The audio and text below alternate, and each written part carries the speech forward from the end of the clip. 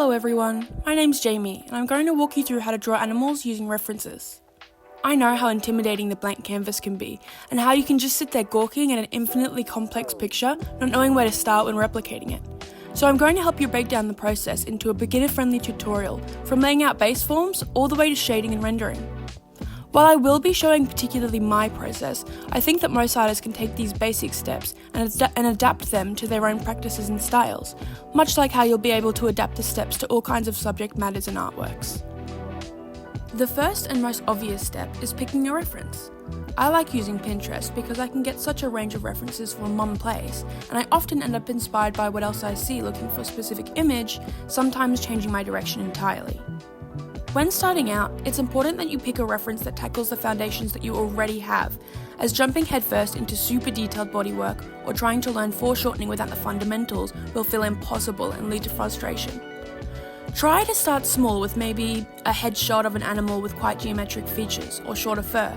Think short-haired dogs, horses or felines. This way you can build an understanding of the flesh and bones beneath that you can add fluff and texture to on top of once you get more comfortable with the process. I like to start off with animals from the side especially. More static poses can be easier to begin with, as the legs and extremities sit where you expect them to, instead of how confusing some in-action shots can be. I'm going to grab a few simple pictures I like the main shape and composition of, and import them into my canvas to practice some of the first steps. I'll have a range of difficulties in my demonstrations for some of the more intermediate audiences to follow along with as well.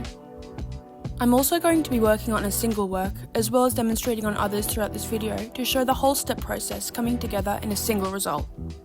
Once you have a reference you like the shape of, and like enough to stare at for a good bit of time, you can knock down the opacity and start working on blocking out the basic shapes that make up the whole form. Try using a nice, bright colour for this, as you want to differentiate from the reference behind and the black line art you'll do on top later. Break down the sections into basic shapes that connect and build off of each other. Don't follow every outline and match every contour. We're just training our brain to recognise the separate sections and how they join. We'll go over this to fix the body shapes later. Have a go switching off your reference layer and look at your shapes after this step. Even without the reference, you're going to have at least some idea of where the parts would go, even this early, and that's what we want. Next we are going to break down our simple shapes into a proper scaffold to build our line art on top of. This step will help communicate how the silhouette of the subject will look and how the forms interlock into a single consistent form to create an animal. That sounds complicated, I know, but it's a super fun step and a great practice in studying form and shape. Start a new layer and add more faces on top of each of your shapes. Build up some depth in areas where necessary and make the edges match up with one another. Your squares will start to turn to rhombuses and your triangles to shapes that don't even have names, but this scaffold will be almost all the information you'll need to actually get started lining your artwork. Some of the shapes will overlap, which is super important when communicating 3D forms, so don't be afraid to erase lines that fall behind other shapes and focus on what areas are closer and further from the camera. In organic forms, you're always going to come across tangents. This is where multiple edges fall on top of each other, and if not fixed, can make a 3D drawing feel 2D and flat. If you come across areas like this, it's okay to adjust very slightly from the reference to better help you communicate in your artwork. This isn't a photo, it's a drawing, an expression of what you see, not a carbon copy. I had to do this where the farther leg of my subject created a tangent with the front of the chest, which I fixed by ever so slightly pushing forward that farther leg to avoid miscommunicating the form. This step is just to finish off your scaffold and make sure you have a complete understanding of what you want to communicate when doing your line art. This doesn't have to be the complete animal with every single detail, but you want to have most of it at least communicated in a language you can understand, as you won't have the image behind when doing your line art.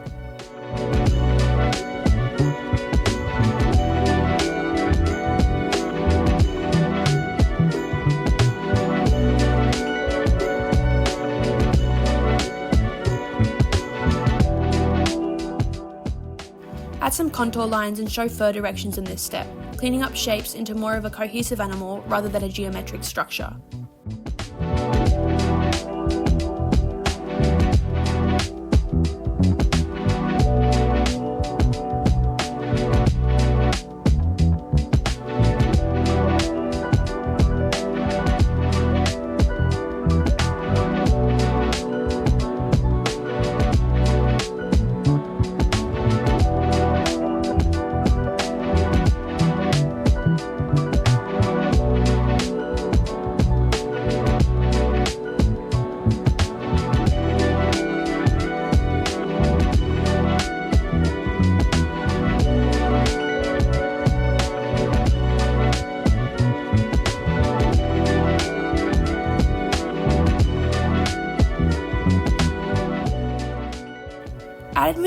Tilt shading to areas further from the camera, such as legs and ears, and add in where you want the fur to sit.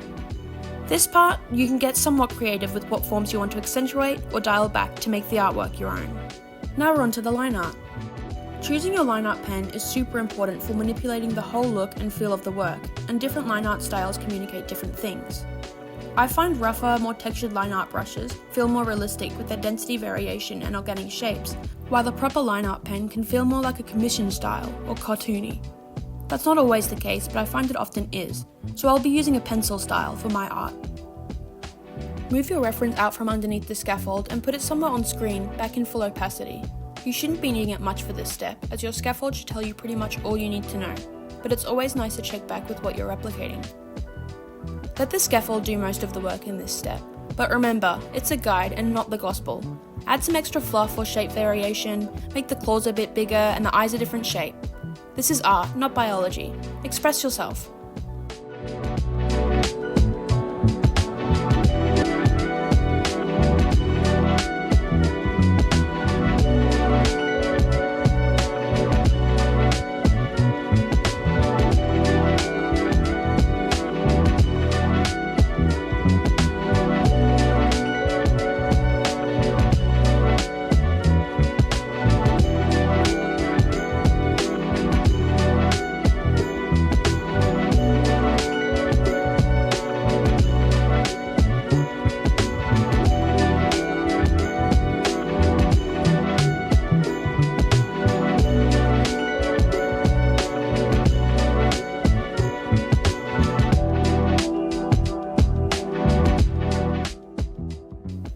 You can use lighter lines or a smaller brush to add some contouring or bits of fur around the body, but keep it limited to the places where it's extremely important to show that form.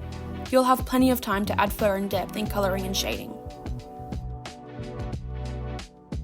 In the interest of time and attention, I'll be doing a simple grayscale demonstration of colouring, but the fundamentals can still be carried over to using colour regardless. I like to start by laying down a base colour and filling the whole subject. This should be the most predominant colour in the palette and fill all areas regardless of patterns.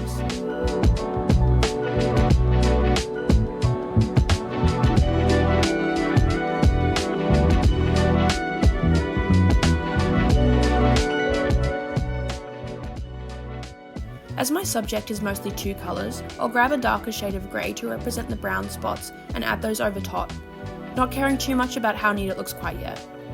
Then I like to get a bit of colour variation on the colours that I've already used, so I'll grab a slightly lighter and slightly darker shade of each colour, as the fur is rarely ever a single tone, and each hair tends to vary slightly in colour. It can be easy to get caught up in the fact that we're using lighter and darker tones in this step, and start shading, adding a dark tone where there isn't direct light and vice versa, but we want to avoid this as shading will come after. Use these varied tones to draw attention to changes in fur direction, longer areas of hair, and break up blocks of boring colour, always using the strokes in the direction that the hair sits, as seen in the reference. Interchange them slightly to break up patches of different coloured fur, as no animal with hair has straight cuts directly between colours, and they often blend into each other at the edges. Don't worry if at the end of this step the drawing looks a bit flat in 2D, that's what we're going to fix with the shading. Picking what colour I like to shade with is really important, as the shading is what adds depth and form to an otherwise 2D drawing. I personally find that shading in a dark, rich purple colour often makes the lighting dynamic and looks best, but I always like to try a variety of colours and pick which I like. Using a reference is super important for this step, because you'll need to see which direction the light is coming from and which areas do and don't cast shadows. Start by cell shading, which is blocking in large flat areas with your shading colour to grasp where the light hits and where it doesn't, making a map that you can refine once your blocked areas are right.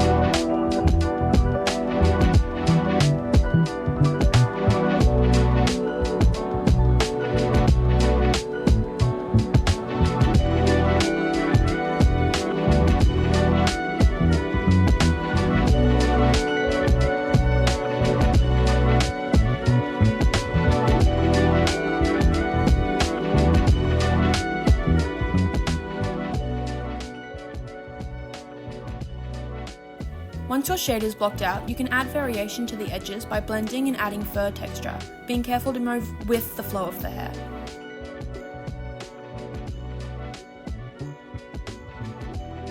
Once this is done, zoom out and eyeball the areas that might look out of place or need more shade. This can be the areas you added extra fur or adjusted the shapes of slightly earlier. Craft the forms using the light. Finally, set the layer to overlay and adjust the opacity to an intensity that you like.